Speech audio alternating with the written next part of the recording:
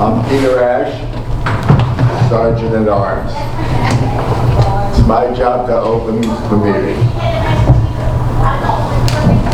First of all, I'd like to ask everyone to please make sure that your cell phone is set into a silent or a vibrate mode so you don't disturb people.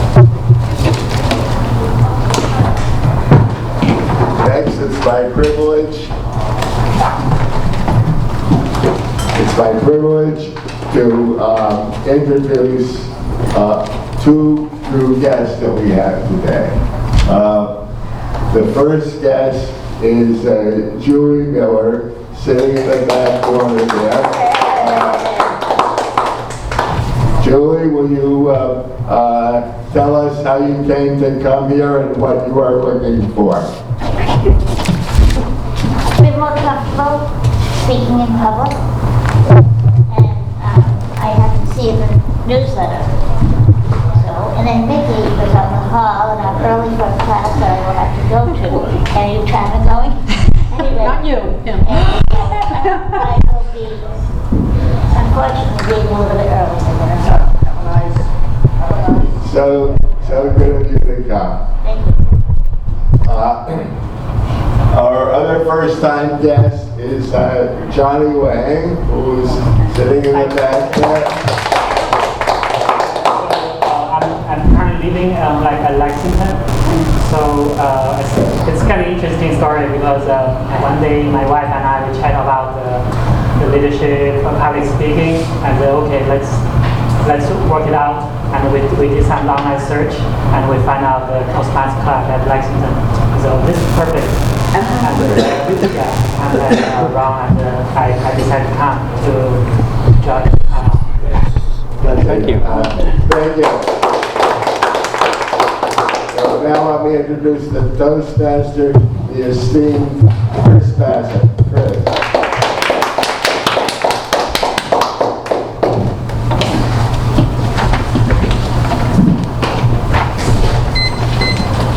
Greetings, fellow Toastmasters. Today I'll be serving as Toastmaster for our meeting with the theme of creative self-expression. When I think of creative self-expression, I think of music, art, movies, and comedy. But being creative can look all kinds of different ways. For some, it might be gardening or cooking. For others, it might be public speaking or lively conversations with friends. Some people enjoy playing a sport. One of my main creative outlets is playing music. I love to play guitar. I started playing guitar when I was in high school and continue to play on an almost daily basis. Playing guitar, for me, grounds me in inner peace. I have found no other means of self-expression that allows me to share who I truly am and how I feel more clearly and directly than playing guitar.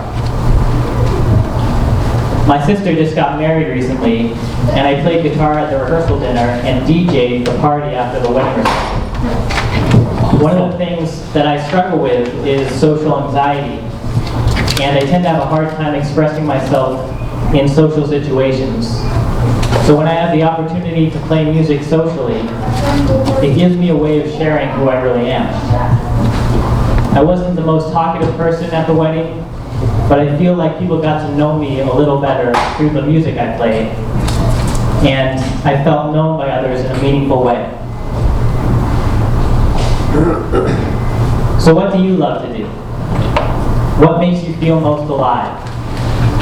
Chances are it involves expressing yourself creatively. I believe creative self-expression is a byproduct of happiness, and I think it's an important part of being human. All of us were once masters of creative self-expression when we were children. We would play games all day long, constantly finding new ways of expressing ourselves. I'd like to challenge everyone today to think about how you like to be creative and to ask yourself if there are any new ways of being creative that you might enjoy.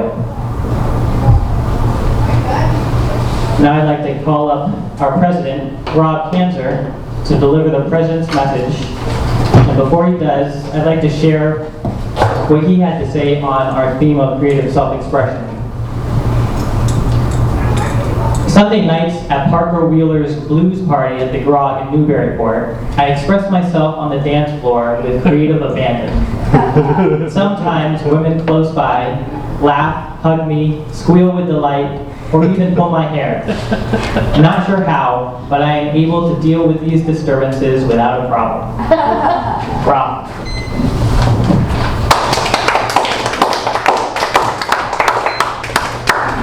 Thank you, Chris. Good afternoon. It's so great being here. One of the things that I love to do besides moving around, whether it's on the dance floor or at our gatherings, is to play off of what is ever happening in the present moment. And I know for many of us, we want to rehearse our speeches. We want to write them down. We want to make sure that it makes sense, or there's a certain flow, or we're following what the manual said, or we're following what Pathways says. And I have a hard time with those structures. I just seem to flow more easily in the present moment. It doesn't even mean that that's the right way to give a speech. It just means that each of us have our own way of tapping into the style and the rhythm and the content, whatever it might be contactful with each other. So part of the reason why we're here is to support each other, not only in our commonality of wanting to be good public speakers, but also to find out what's unique about me as a public speaker. And so we want to celebrate both. When I put on my leadership cap, I'll draw your attention to 4 items. 3 are on the board, and 1 is over here. It's my laptop.